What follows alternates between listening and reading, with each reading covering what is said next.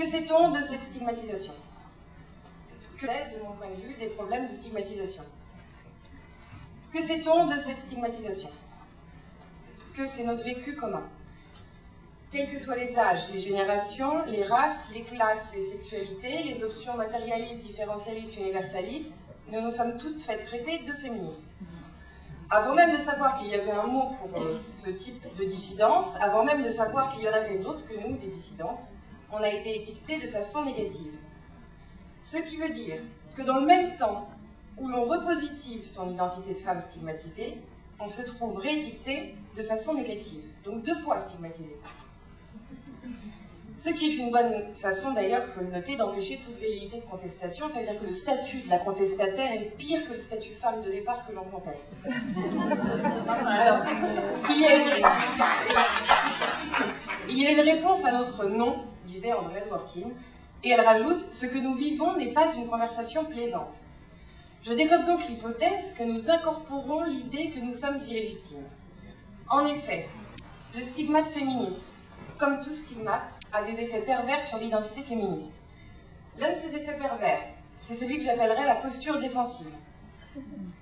Illustration par Dworkin ici encore. Elle dit « Les féministes ne sont pas souvent remerciées pour les différentes avancées du féminisme, et c'est pourquoi, dit-elle, nous sommes si promptes à revendiquer tout ce que nous pouvons. » Par ailleurs, on est tellement attaqué sur le fait qu'on est ou hystérique, ou revanchard, ou mal baisé, ou névrosé, ou qu'on a des problèmes avec les hommes, que forcément on se blinde.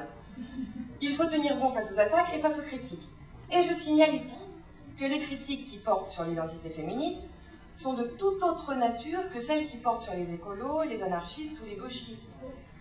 Parce que féministe, c'est être attaqué dans le registre de son intimité, de sa vie privée, de sa sexualité. Les attaques sont telles que la protection doit être élevée et tout cela contribue, à mon sens, à forger une posture défensive. Du coup, corollaire, on ne peut rien lâcher d'un soupçon d'autocritique parce que toute critique pourrait donner de l'eau au moulin des adversaires. On a peur que d'autres puissent nous prendre en faute, alors on ne parle pas de ce qui fait mal. Du coup, on performe un être féministe dans le registre du « on est forte, on n'a pas peur, c'est génial, c'est magnifique », qui peut sonner faux.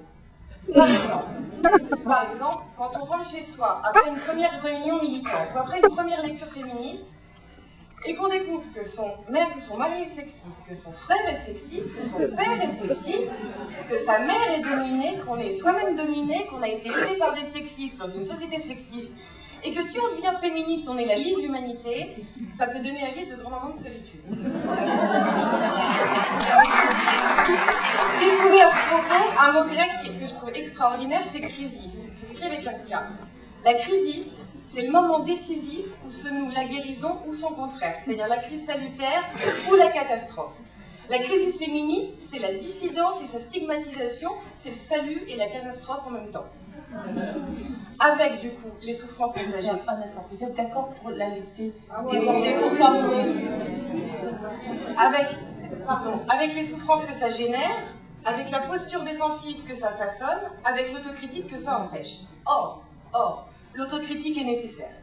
Et tant pis si ça donne momentanément de l'eau au moulin des adversaires. De toute façon, qu'on me dise qu'on m'arrête si je me trompe, ça fait 40 ans que ça n'a pas bougé. Si être féministe, c'était la plaie il y a 40 ans, ça l'est encore aujourd'hui.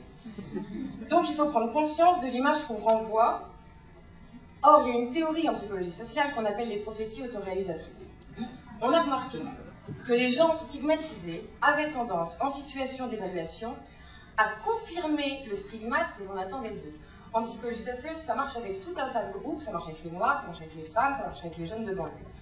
C'est aussi ce que dit Beauvoir d'une autre façon. Elle dit... C'est ce que dit Beauvoir. Si, nous sommes toutes les jeunes de banlieue là. C'est ce que dit Beauvoir donc d'une autre façon. Je l'ai noté à dire, quand un groupe humain a été maintenu en situation d'infériorité, il devient inférieur. On le dit des femmes. On peut donc le penser pour le féminisme, ce qui donne, quand une revendication a été maintenue en situation d'illégitimité, elle devient illégitime. Et je pense qu'on intègre cette donnée quand on rentre dans le féminisme sans s'en rendre compte. Et peut-être les difficultés à parler, à penser les chronologies, à penser les problèmes par rapport au pouvoir, à penser les crises, proviennent de cette stigmatisation. Ça veut dire qu'on passe plus de temps à se défendre et à se protéger des attaques D'autant plus que cette stigmatisation est double, parce que femme plus féministe, et alors après on peut ajouter aussi toute une autre somme de stigmatisation. Alors, il y a une chercheuse qui s'appelle Liliana Saranovic, qui est en psychologie du travail, et qui concluait une étude qu'elle a faite sur les travailleuses d'un foyer de femmes battues par ces mots. Elle dit « La prise de conscience féministe et la souffrance qu'elle génère peut-elle s'élaborer en dehors d'un collectif féministe ?» Elle pose la question. Et elle dit « Le fait est que nous savons très peu de choses sur la souffrance que génère l'expérience féministe et sur les façons dont les femmes parviennent à la subvertir ou à s'en défendre. » Or, parler de la souffrance féministe a pu être envisagé dans le registre stéréotypé d'une faiblesse des femmes. Et comme on lutte contre les stéréotypes, on n'en parle pas. Or, la souffrance n'est pas une faiblesse. La souffrance est une chose ordinaire, c'est ce que je défends en tous les cas, et il y en a dans tous les groupes militants. Alors, qu'en est-il dans les groupes féministes? Et je pense qu'il faut faire la sociologie, enfin on pense la sociologie et l'histoire et la psychosociologie des pratiques militantes féministes, parce que c'est un préalable, nous pensons, indispensable à leur épistémologie. Et alors là, c'est la note finale. Malgré ces critiques, ces appels à la critique, ces retours dissonants, malgré la nécessité d'une autocritique, d'une histoire des pratiques féministes et d'une histoire des désillusions, malgré tout ça, être féministe, c'est payer cher le prix d'une certaine forme de liberté. On le sait parce qu'on le paye aussi, différemment peut-être de celle de 70, mais on le paye aussi, et parce que quand on fait ce choix, comme